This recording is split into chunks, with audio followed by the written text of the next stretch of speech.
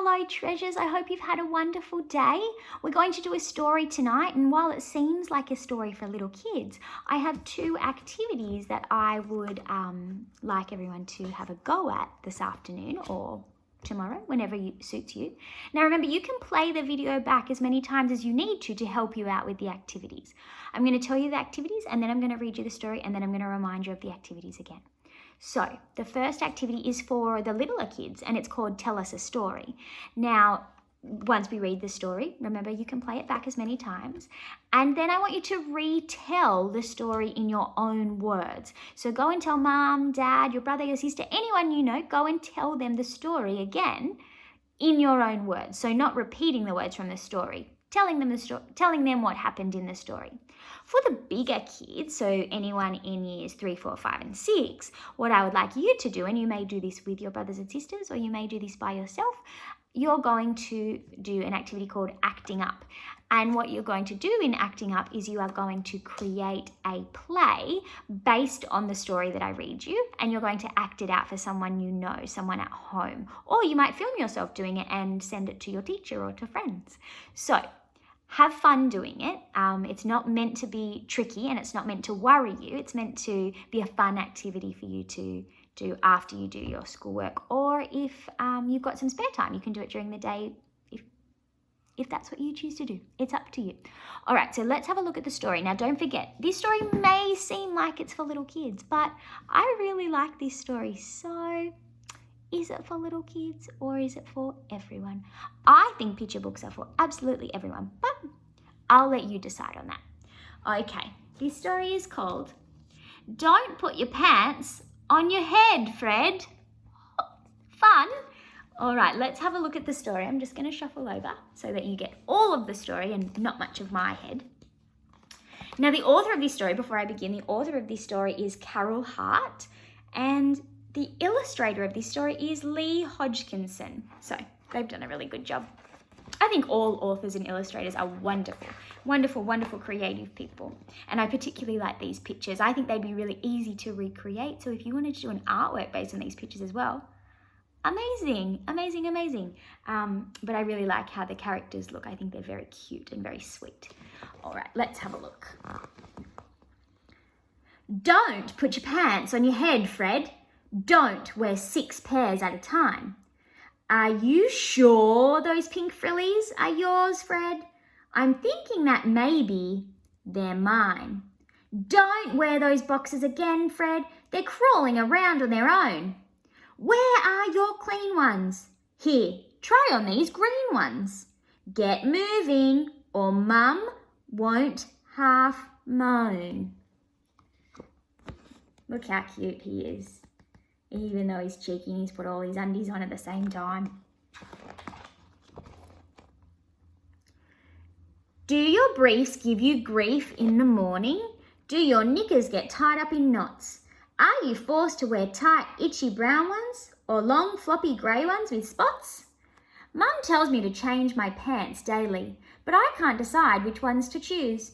Then Kate says, don't worry, just do what I do. We'll soon sort your pants, clothes and shoes. Look how cute those characters are. I love them. I think they're so great.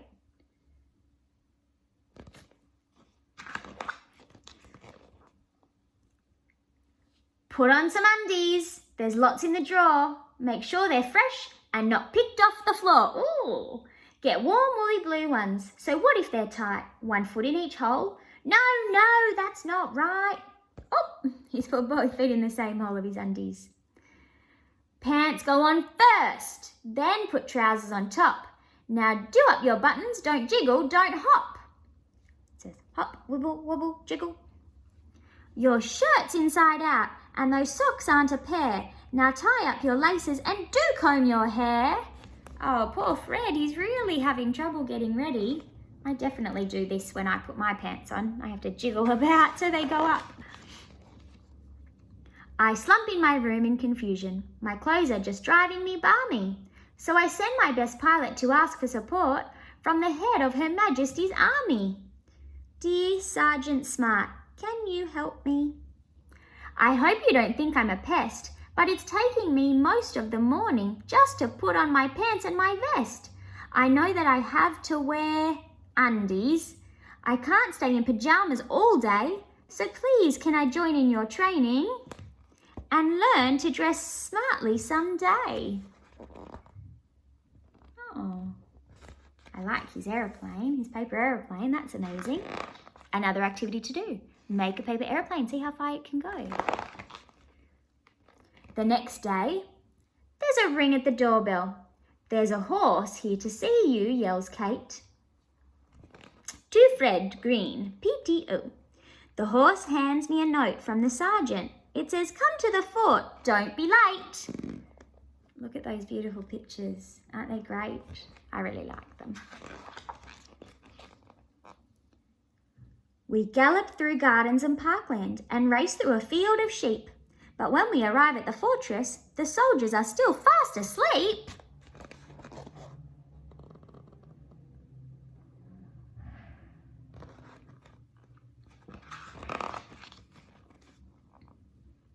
Ah, there you are, Fred, yawns the sergeant. Come straight up the stairs to our room. We've got an exciting inspection today. The Queen says she'll be here at noon. He said, it says soldier's bedroom, private, camouflage room, drumstick room, medal room, boot room. But it's 11:30 already, I cry. Aren't you meant to be up, washed and dressed? Quick, wake up the soldiers. There's no time to lose. You must all look your finest and best. Oh, look at that sleepy soldier. Still love the pictures. It only takes you half the morning to dress. We've been trying to do it for days. But you're meant to be experts, I stutter. I was hoping that you could teach me. But do what I say and we should be okay. Now, what did Kate say? Let me see. Ah, yes. And it looks like those soldiers don't know how to get dressed. Dearie me. Pick up some undies. There's lots on the floor. They won't itch or scritch if you've worn them before. 1 arm in each leg hole, 3 pairs at a time. If you can't find your own pants, then wear some of mine. Pajamas go under, then pants go on top. Tie your laces together. It helps you to hop. Hoppity hop hop.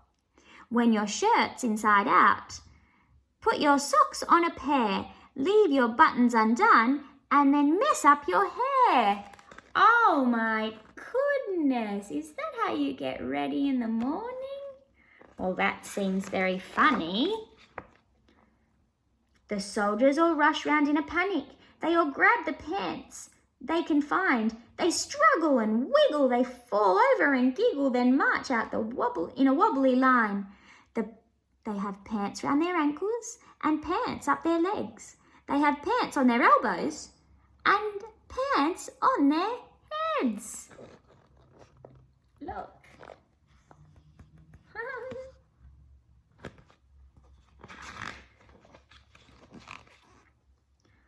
There are pants on their drumsticks and pants on their hats, and someone has even put pants on the cat. How's that? Beams the sergeant. We're ready, are you sure? I say. Something looks weird. Ah, yes, said the sergeant. Quick, pass me a pen. I forgot my mustache and my beard. He's drawing on a mustache and a beard. Oh, goodness gracious. What a funny guy. He sounds like someone I'd hang out with. Oh, my word, cries the Queen with a giggle. That's not how you're meant to get dressed. You're supposed to take off your pajamas, then put on clean pants and a vest. Next, pull on your trousers and t-shirt, or you could wear a skirt or a dress. If it's cold, wear a jumper, a jacket, or coat. Then you'll all look your finest and best. Oh, the Queen is showing us her knickers.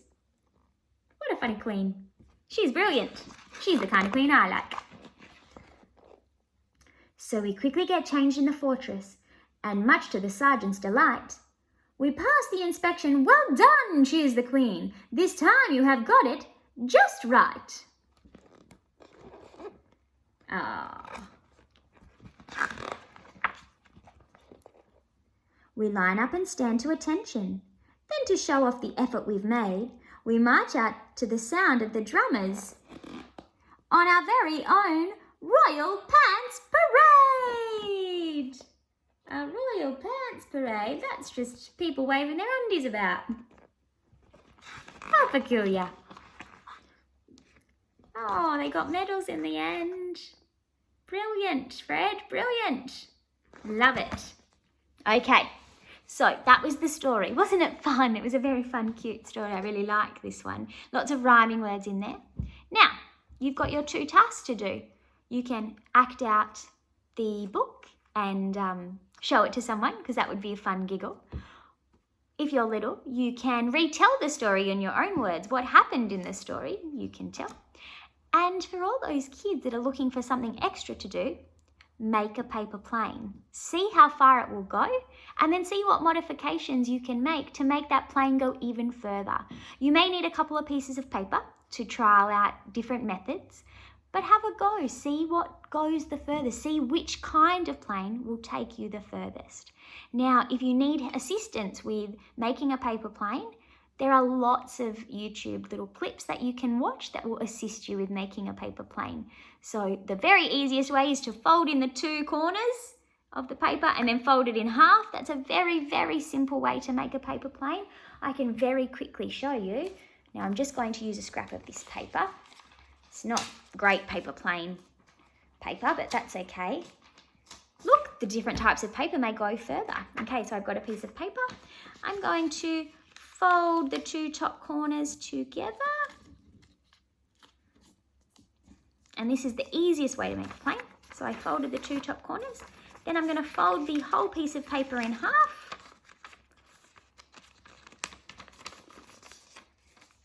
There we go. That's a very, very, very simple paper plane. Now to make it a little bit fancier, I'm going to fold over the 2 wings.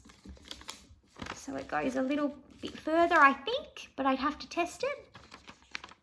And there we go. There's my paper plane. And you might have an even more sophisticated way to make a paper plane. Try that. Try mine. See how you go. See which way, which one goes further and which way is the best way to fold, which one takes the longest to fold. And watch some YouTube clips about how to make really great paper aeroplanes.